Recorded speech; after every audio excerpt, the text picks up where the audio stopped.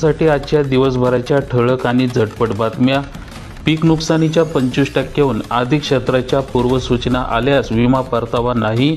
केंद्र सरकारने परिपत्रक रद्द केल्यास आंदोलनाचा इशारा। धाराशिव येथील पंतप्रधान पीक विमा योजनेमध्ये केंद्र सरकारने लोकसभा निवडणुकीच्या आचारसंहिता सुरू असताना विमा कंपनीच्या फायद्याचे तर शेतकऱ्यांच्या परताव्यापासून वंचित ठेवणारे परिपत्रक काढले आहे। 30 एप्रिल रोजी केवळ महाराष्ट्रापुरते परिपत्रक काढून महसूल मंडळातही एकूण क्षेत्रापैकी 25%पेक्षा अधिक क्षेत्राचं पीक नुकसानीचं पूर्वसूचना आल्या तर ते महसूल मंडळ पूर्वसूचना दिलेल्या वैयक्तिक नुकसान भरपाईपासून वगळावे असे त्यामध्ये नमूद केले आहे। तर परिपत्रकानुसार जिल्ह्यातील 32 महसूल मंडळातील शेतकरी पीक विम्याच्या भरपाईपासून वंचित राहणार आहेत। त्यामुळे हे परिपत्रक रद्द करून पूर्वीच्या 26 जून 2023च्या शासन निर्णयाप्रमाणे शेतकऱ्यांना पीक विमा परतावा द्यावा अशी मागणी शिवसेना उद्धव बाळासाहेब ठाकरे गटाचे खासदार ओमप्रकाश राजे निंबाळकर यांनी आमदार कैलास घाटगे यांनी निवेदनाद्वारे केली। आनंदसरीचा सुरू झाली बरसात तर मान्सून महाराष्ट्रामध्ये दाखल। रत्नागिरी सोलापुरात सलामी 3-4 दिवसामध्ये राज्य व्यापणार हवामान अनुकूल। शेतकऱ्यांना प्रोत्साहन अनुदान रक्कम त्वरित द्या शेतकऱ्यांची मागणी तर सहकार उपनिबंधकांना दिले पदाधिकाऱ्यांना निवेदन। दूध दराच्या सतत घसरणीने दूध व्यावसायिक अडचणीत तर उत्पादन खर्च भागवताना कर्जाचा डोंगर दरात तफावत शेतकरी संकटात। नुकसानीचे पंचनामे करून भरपाई द्या तर अंबाजोगाई तालुक्यातील अवकाळी पाऊस व वादळी वाऱ्यामुळे झालेल्या नुकसानीचे पंचनामे करून नुकसान भरपाई द्या आणि सातत्याने खंडित होत असलेला वीज पुरवठा सुरळीत करावा अशी मागणी राष्ट्रवादी काँग्रेस शरद पवार माजी पक्षाचे पृथ्वीराज साठे तालुका अध्यक्ष अमर देशमुख यांनी केली। मान्सूनच्या तोंडावर पीक कर्जासाठी लगबग सुरू तर 23,000 शेतकऱ्यांचं 245 कोटी रुपयांचं पीक कर्ज वाटप। केवळ 15,499 शेतकऱ्यांना विक्री करता येणार आता केंद्रावर धान। नोंदणीला मुदतवाढ नाही। 3 लाख क्विंटलवर धान खरेदी गुंडाळण्याची शक्यता। गोंदिया तालुक्यातील शासकीय धान खरेदी केंद्रावर धानाची विक्री करण्यासाठी शासनाचे ऑनलाईन पोर्टलवर नोंदणी करणे आवश्यक आहे। नोंदणी करण्याची मुदत आता आपल्याला संपली असून शुक्रवारपर्यंत केवळ 15,499 शेतकऱ्यांना नोंदणी केली होती तर शासनाने नोंदणीला पुन्हा एकदा मुदतवाढ न दिल्याने आता एवढ्यामध्ये शेतकऱ्यांना शासकीय धान खरेदी केंद्रावर हमी भावाने धानाची विक्री करता येणार आहे। 9 जूनला मोदी तिसऱ्यांदा घेणार पंतप्रधान पदाची शपथ तर सोहळा 1 दिवस पुढे ढकलला। नायडू सभापती पदावर अडून राहण्याची शक्यता। नंदुरबार जिल्ह्यामध्ये पोखरा योजनेची शेतकऱ्यांना अद्यापही प्रतीक्षाच। योजनेची अंमलबजावणी झाल्यास शेतकऱ्यांची समृद्धीचा मार्ग सुकर होणार। सोयाबीन किती दिवस घरात ठेवायचं? क्विंटलला भाव केवळ 4,500 रुपये। शेतकऱ्यांसमोर प्रश्न पुढील हंगामाचं नियोजन विक्रीवर अवलंबून राहणार तर 1.5 लाख क्विंटल सोयाबीन शेतकऱ्यांच्या घरातच। मागच्या वर्षीसारखे यावर्षीही सोयाबीनला भाव मिळेल या अपेक्षेने शेतकऱ्यांना मोठ्या प्रमाणात सोयाबीनचे पिके घेतले। सध्याच्या स्थितीला सोयाबीनला 4,400 रुपयेपर्यंत क्विंटलपर्यंत सध्या भाव पाहायला मिळत आहे। आज ना उद्या भाव वाढतील या अपेक्षेने जिल्ह्यातील 3 लाख शेतकऱ्यांकडे जवळपास 1.5 लाख क्विंटल सोयाबीन भाववाढीत। 6 दिवसानंतर आज हळदीचं बीट वाहनाची रांग।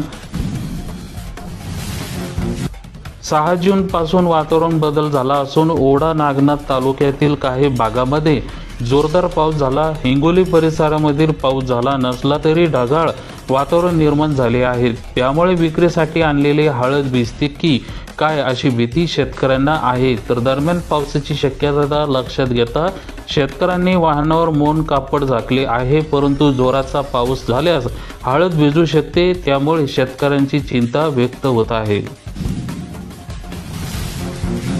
21 लाख कोटींचं नुकसान भरपाई। मोदी 3 पॉइंट ठरल्यामुळे शेअर बाजारात तेजी परतली।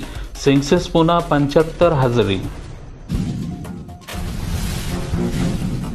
पीएम योजनेच्या बांबीच्या पूर्ततेसाठी मोहीम नोंदणी केवायसी बँक खाते आधार क्रमांकाला जोडा तर कृषी संचालकांचं शेतकऱ्यांना आव्हान।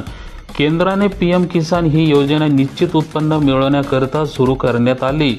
या योजनेअंतर्गत सरसकट सर्व पात्र शेतकरी कुटुंबास पती पत्नी व 18 वर्षाखालील अपत्य 2000 रुपये प्रति हप्त्याप्रमाणे 3 समान प्रतिवर्षी 6000 रुपये इतका लाभ देण्यात येत आहे। तर केंद्र सरकारने प्रधानमंत्री किसान सन्मान निधी पीएम किसान योजनेचा 17वा हप्त्याचा लाभ जून महिन्याच्या शेवटच्या किंवा जुलैच्या पहिल्या आठवड्याभरामध्ये वितरित करण्याचं नियोजन केलं आहे।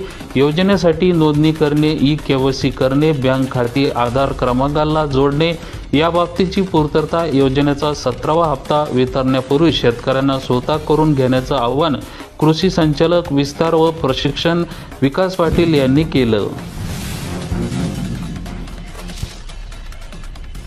सोयाबीन घसरले, 4500चा भाव मिळाला, 435 क्विंटल हरभरा विक्रीला आला।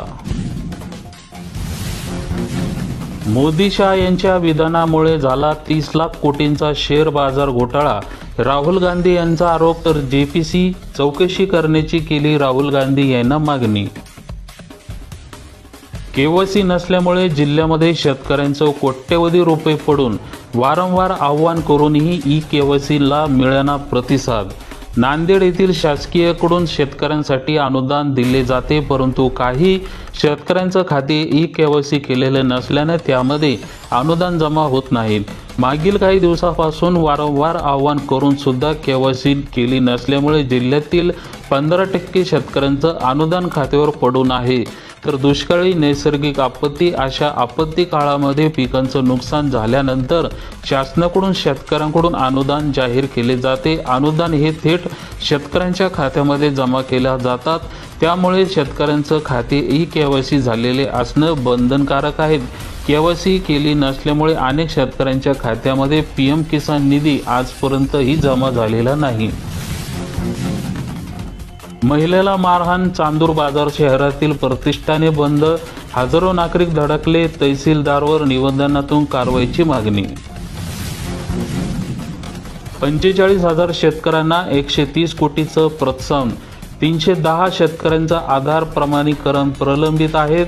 2810 शेतकऱ्यांचं आधार प्रमाणीकरण प्रलंबित, मुदतीस कर्ज परतफेड केल्यास मिळणार शेतकऱ्यांना लाभ।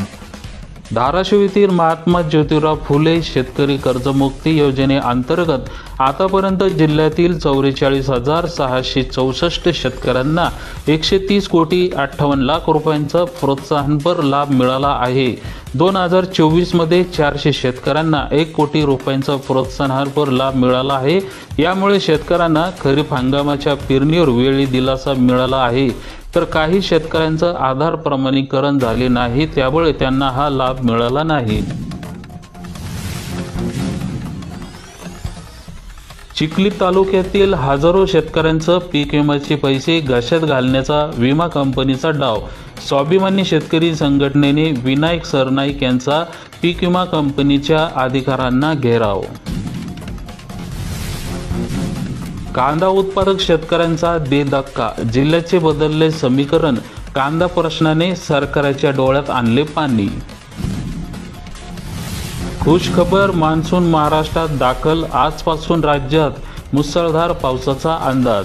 4 दिवसापासून गोव्यामध्ये अडकलेला मान्सून गुरुवारी अखेर 6 जून रोजी दुपारी 3 वाजता तळ कोकण ओलांडून पुढे आला आहे। त्यामुळे दुपारी 4 पर्यंत रत्नागिरी, कोल्हापूर, सातारा, सांगली, सोलापूर शहरे काबीज केले होते। हंगामी काही तासातच तो पुणे, मुंबई शहरात दाखल होईल असा अंदाज आहे। तो राज्यामध्ये नियोजित वेळेपेक्षा 1 दिवस उशिरा दाखल झाला आहे।